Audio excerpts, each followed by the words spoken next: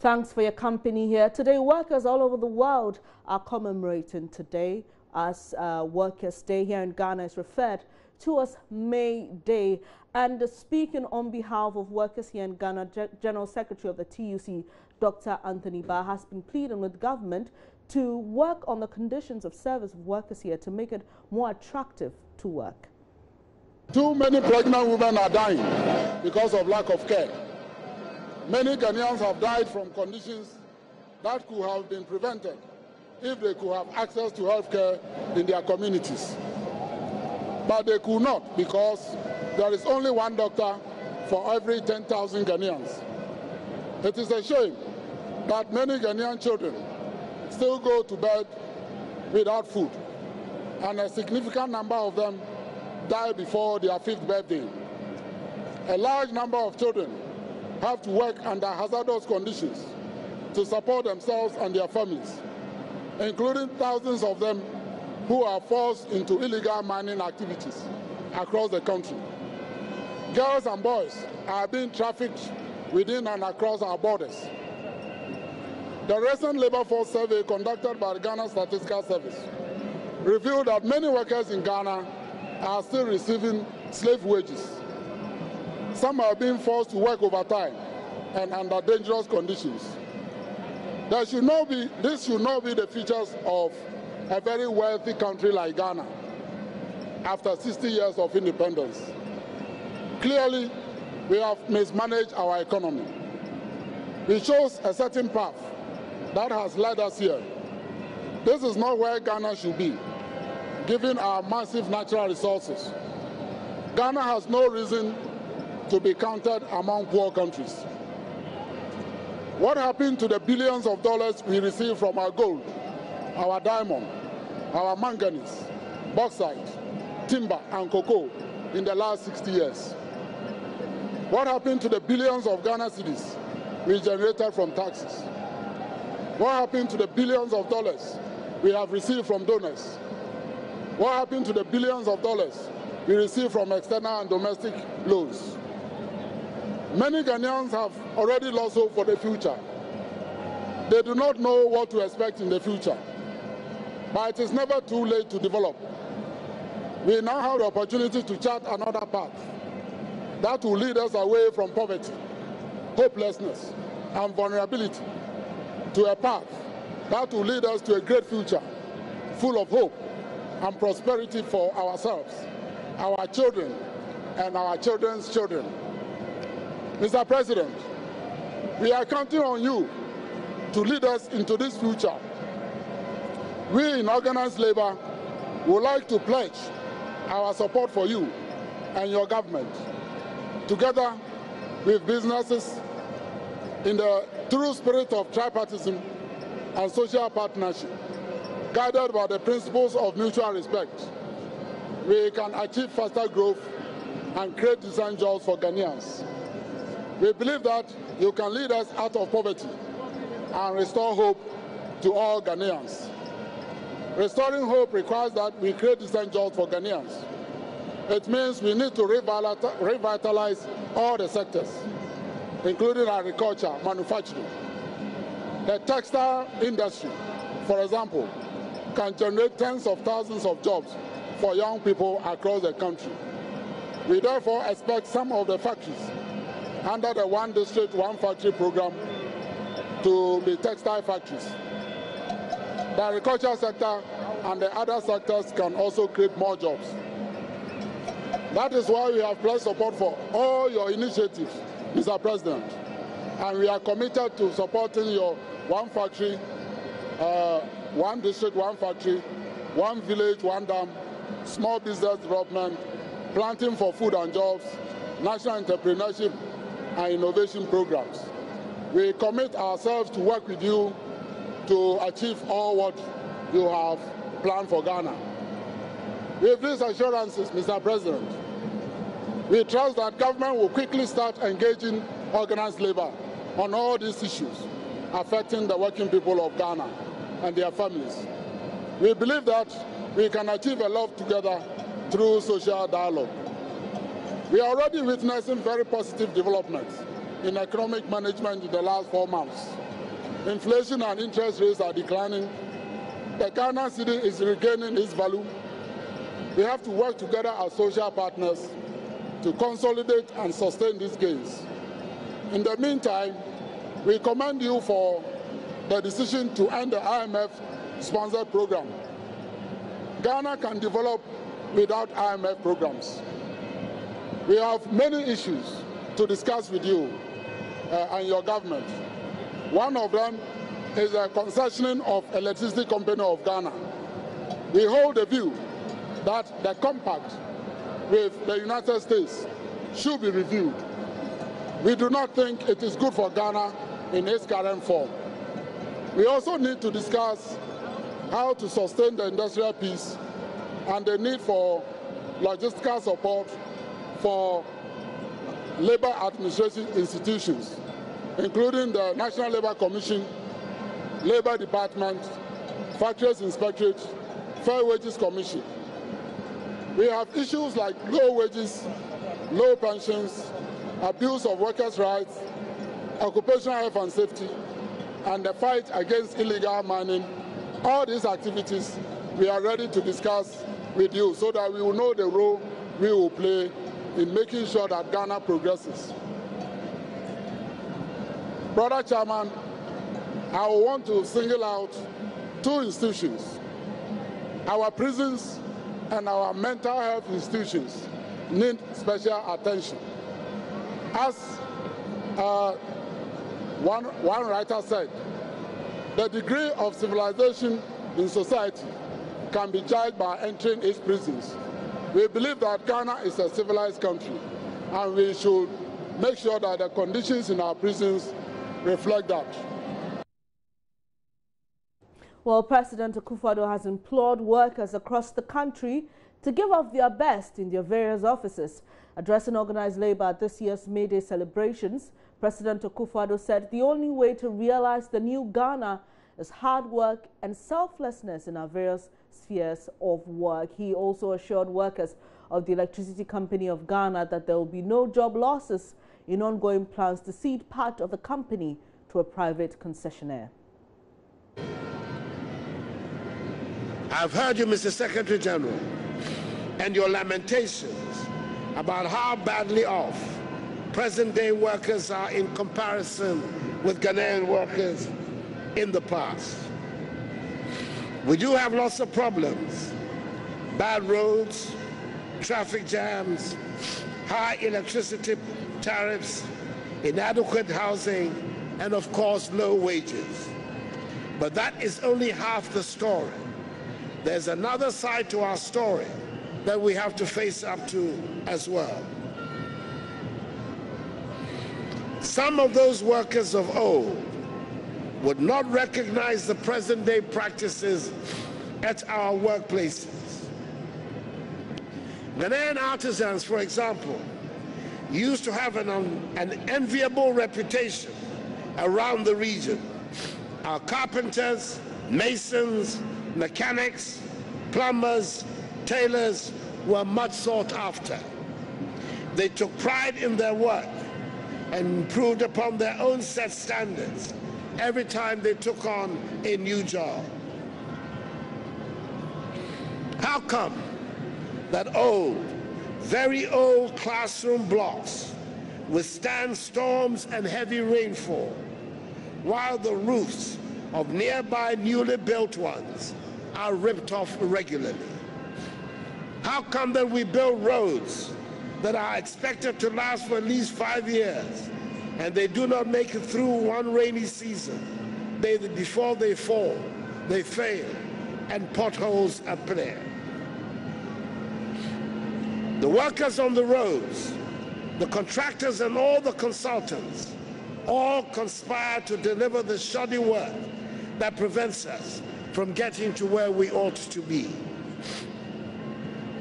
We all avoid very carefully any mention of the workplace attitudes that retard our progress.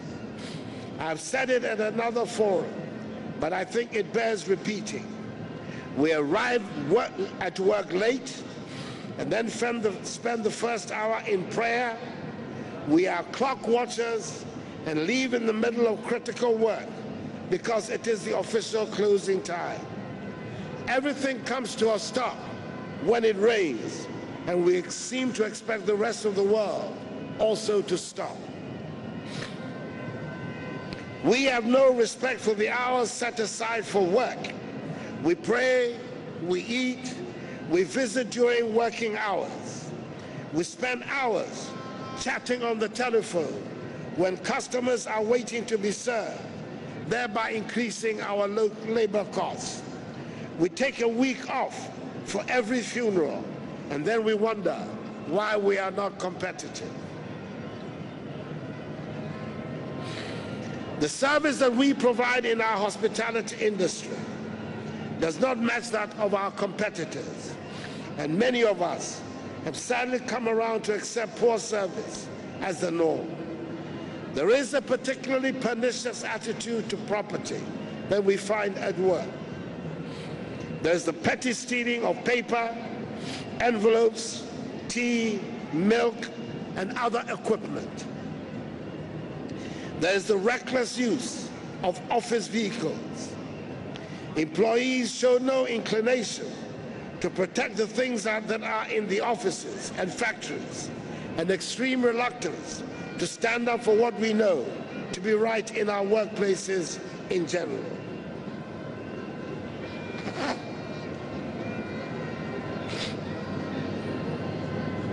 If we are going to make the changes we all want, then we have to start with a change in attitude to work. Government is ready to do its part, and I'm counting on you, Secretary General, to lead the campaign for a change in attitude to work and increase in productivity.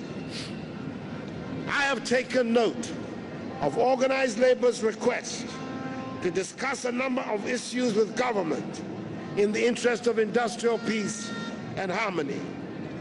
Key among them is the issue of the sale or privatization of ECG and the fight against illegal mining activities, popularly called Galamsey. We have stated that we are taking a second look at the ECG compact. We're driven by two considerations. We are as concerned as the workers that the reforms should not lead to involuntary job losses, and we should find a long-term solution to the nation's electricity problems. In this regard, government has amended the terms of the concession agreement to require that, 1, Ghanaians own at least 51% of the concession.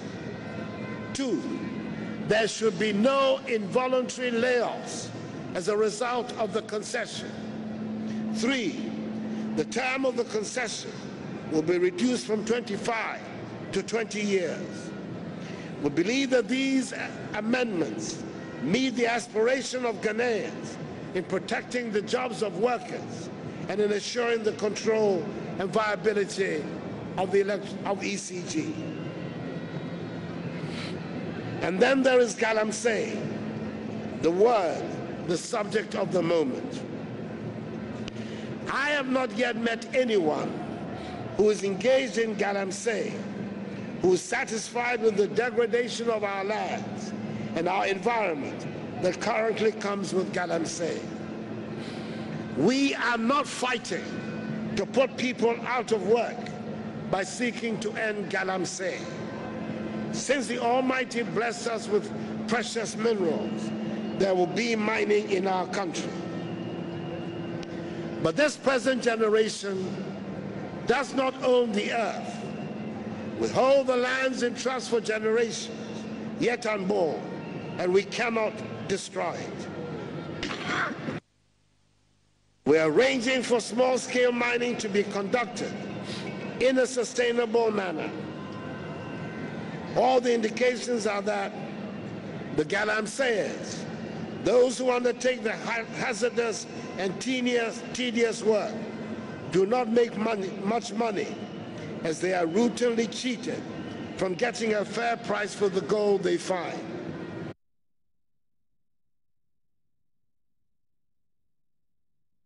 President Akufo-Addo was addressing workers here at the Independence Square in the Greater Accra region, but in the other regions of the country, workers also commemorated today as their day. Let's head to the Volta region and speak to my colleague Ivy Setaji. Hello, Ivy.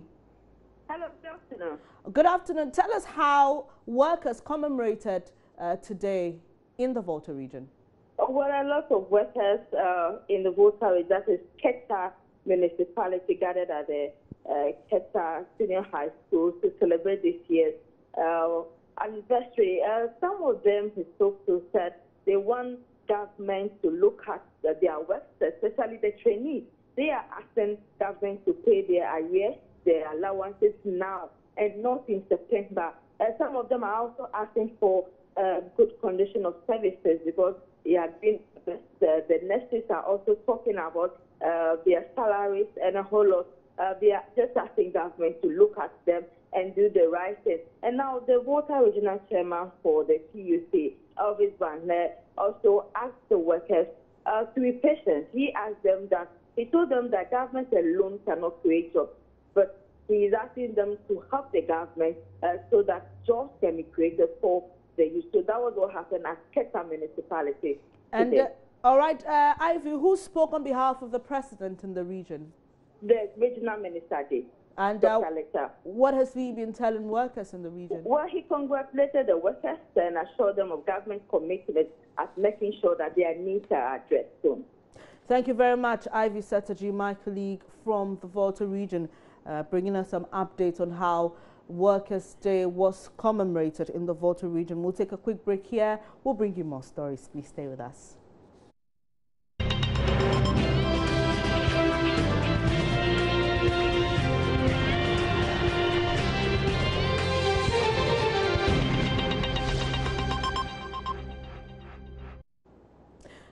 Thank you for staying here on the Joy News channel. This is Joy News Today with me, Bernice Abubaid. Away from labor and labor-related issues, a ritual white kola nut symbolizing the preparedness of feuding factions in the Dagbon chieftaincy divide, their Budus and Andanis, to embrace peace and make the kingdom strong again, has been chewed by the royal regent of Dagbon, Kankpayoku Na Abdullah Yakubu Andani, and the regent of Tolon, retired Major Suleimana Abubakar, when the Dagbon regent made a brief step over at his palace on his way to Lingbin to inaugurate the house of the mother of the late overlord of Dagbon, Ya Yakubu Andani. Honestly speaking, this is unprecedented in the history of Dagbon. And this is a sign that there are better things to come towards reconciling Dagbon, because it has never happened before. And since we are witnessing it today, this is a clarion call to Dagombes everywhere that Dagbon will soon come to realize the peace that we are all yearning for. Because this is something that a lot of people wouldn't believe. And not until they see it on telly that the regent of Dagbon stopped at the regent of Tolon's Nas Palace. This is very significant to the peace that we are all yearning for. Someone will say, just making a stop. I think significant in the sense that he could have passed without stopping. He could have passed without stopping. But stopping signifies that he has recognized that there is somebody representing Dagbon at Tolong, that is the regent of Dagbon. So stopping there is very, very important. Maybe after this particular visit, the Tolong regent would also have to reciprocate the visit of the regent of Dagbon. And by so doing, we are getting somewhere else. If initially these things were not happening and it is starting, definitely it is bringing them together. And discussions will start towards finding a lasting peace to the Dagbon crisis. So what message will you send to the youth? The message I'm sending to the youth is for us to change our attitude. Let's change our attitude towards the Dagbang chieftaincy crisis. At least enough is enough. There is the need for us to know that no one is going to benefit out of this crisis. We are all losing as Dagombes. So let us come together as the youth. And at least whatever the leaders of Dagbang are coming up, we should all accept it in good faith for the development and peace of Dagbang. Thank you very much. Yeah. My name is Bukari Yahya, personal secretary to the regent of Dagbang, Kampakwena Yakuwa. Okay, now what has brought the Kampakwena all the way from Yindi to Lengbong here? Yeah, truly, Lengbong is the hometown of Kampakwena's grandmother, the mother of the late Yana Yakuwa. And this is their traditional house. So he has rebuilt the house and he has come to open it and recite the Quran. Traditionally, if the funeral of the Yana is performed, this is where it is going to be. That is why he has come. So if you don't prepare all these things, anytime at all you prepare the funeral, where do you send it? That is why we have decided to rebuild the house and come to provide it. Beyond this, what other significance does this bring to us? Yeah, this one it shows us that as for home is home. In the Dagbang Castle, your mother's side is where your funeral ends. And as the late chief of the whole Dagbang, it's not good they bring his funeral to the debilitated house. That is why he rebuilt it and has come to open it. Thank you very much. Now, Chief, we realize that the agreement as history that has been made, in that Tolong is one of the paramount key, and you cannot pass over without stopping to see the grandfather. That was the main reason why he stopped to see the grandfather. And I say history has been made because the Tolong region has never visited Yendi, the palace in particular. This will give him a chance, it's a fine opportunity to give him a chance to visit the palace. No, I saw some Color signified happiness, that he was so happy. And the red color said, the omen, bad omen, is being driven away. That was the meaning of that. It's a sign from Allah that very soon we'll have peace. Because it looks as if one of the biggest problems has been actually getting the two kids agree, and it looks as if there's this sort of trust now building up. So hopefully we'll be having those who are responsible for bringing peace to the world, who will actually see the light and maybe come together, and hopefully we will come all us and actually let's have peace in the land. It's a warring thing, and most of us spend that nice praying and hoping that one day we will actually get there. For the overlord to actually visit me and way to Lengbong. It's traditional. So I think traditions now begin to work. Thank you. Thank you. You gave out a white collar and a red collar to the chief. Can you tell us what it's symbol? Well, I'm also learning, and I got this from my elders, that when you're given the overlord collar, you only don't think of those who are living, you think of those who are dead. And the white collar signifies some sort of gift to the people who are born. The red one, we are still in red, so the red one is for those of us who are living. And that is the significance of that. And I think it's high time we'll all go back to our roots.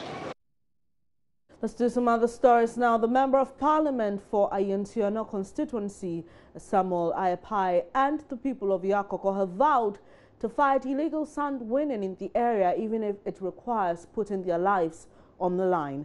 The Member of Parliament for the area also criticized the Suhum Krabwa Coal Mine and Sawam District Police for what he describes as a snail's pace approach into the investigations regarding the killing of a farmer at Yakoko by the sand-winning cartel. It has been more than 1 month since 23-year-old Charles Kwabna Mwako was shot and killed by illegal sand miners when he resisted attempts to carry out operations on his farm. At the funeral grounds of the late Kwabna Mwako Saturday morning, which was also used to protest illegal sand-winning activities, residents and the MP asked the police to fast-track the investigations and intensify the war against the illegality.